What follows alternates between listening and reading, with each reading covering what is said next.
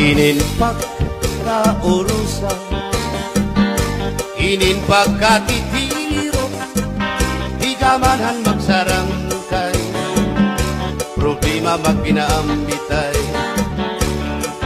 Kunya na may problema, was by kalipay, amo ini ang tao, samtang may kinabuhi pa.